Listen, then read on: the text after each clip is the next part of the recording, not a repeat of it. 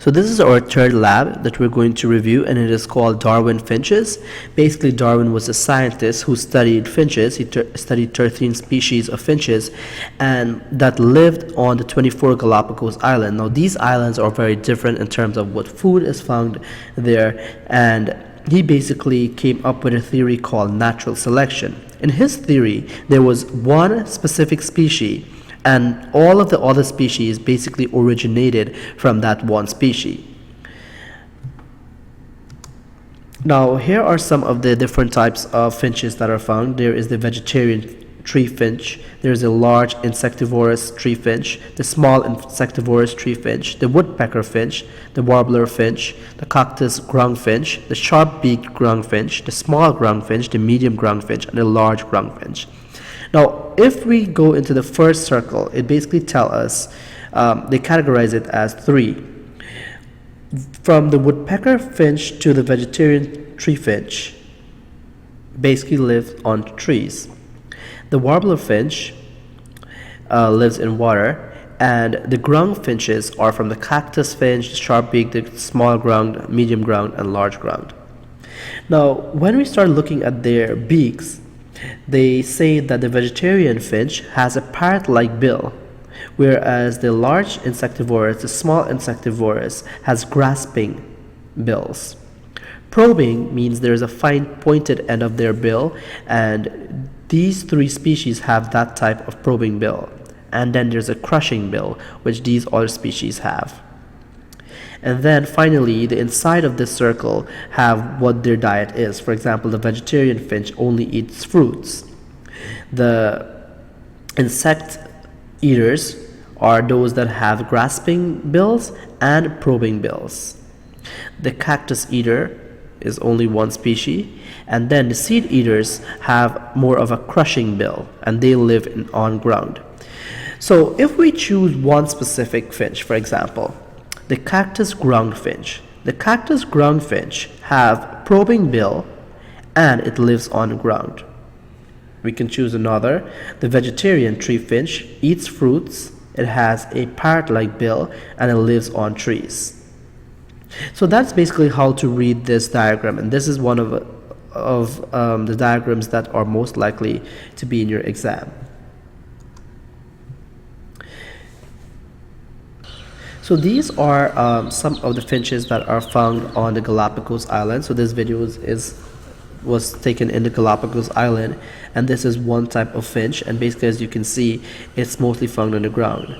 Then there's the other species that are found on the trees. So all these finches, as much as they are all classified as finches, some of them have different colors, and they're found in different parts of the habitat. So this ground finch, as you can see, its beak is not probing, but it lives on the ground and feeds basically on any type of materials on trees that are close to the ground. And these are the finches that lives in the cactus, and they feed on cactus. Their bills or their beaks are adapted to feed on cactus.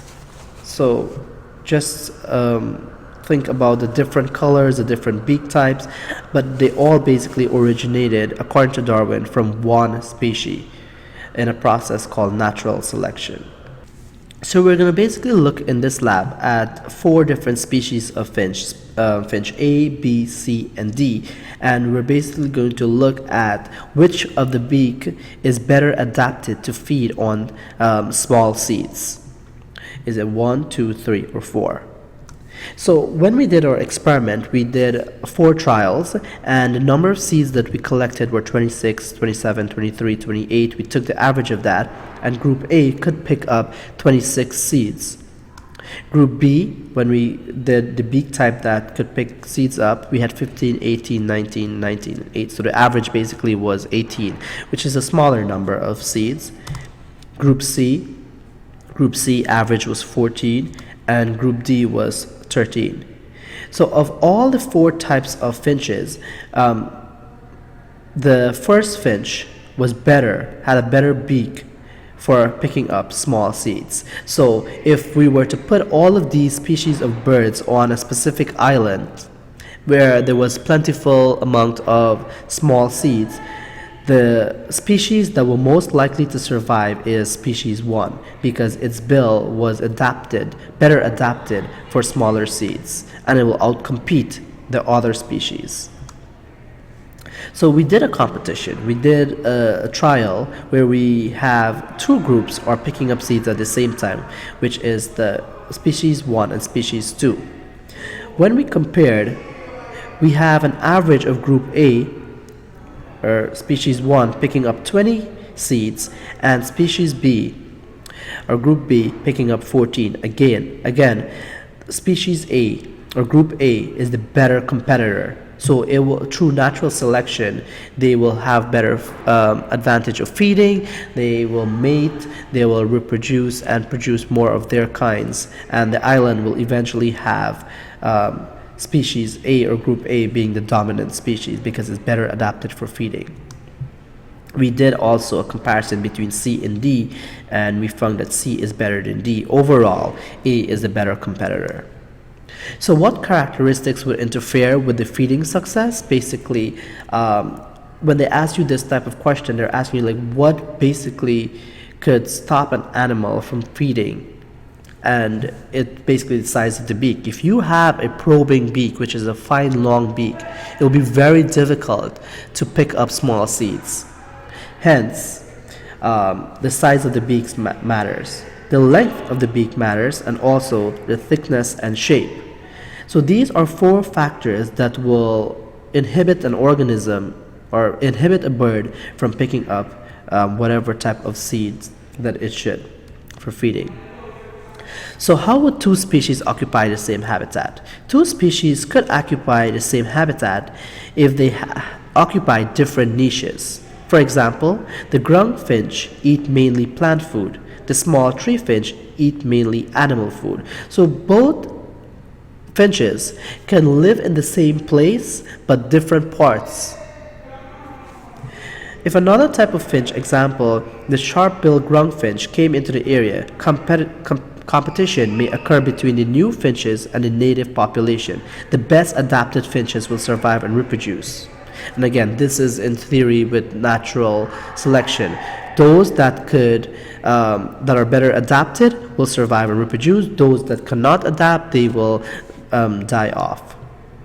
So according to Darwin, all of these finches, they came from a common ancestor, or the ancestral, and this is a very important word. The common ancestor, basically, he said, was seed eaters. And then, because of different habitats, some of them start eating on the ground, and those are the ground finches. Some of them on the trees, those are the tree finches, and the warbler finch, which are found in water. So as much as all of these finches are different in terms of what they're feeding on, they're found in the same place but at different niches. One of them is found on the ground, one of them is found on a tree, one of them is found in water.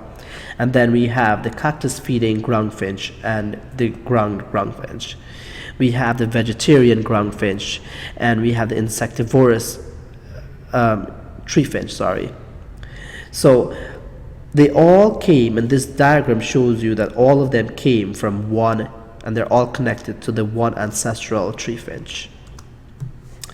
So Darwin finches, and again, the seed finch, he said, was the original finch, where every other finch basically diverged from.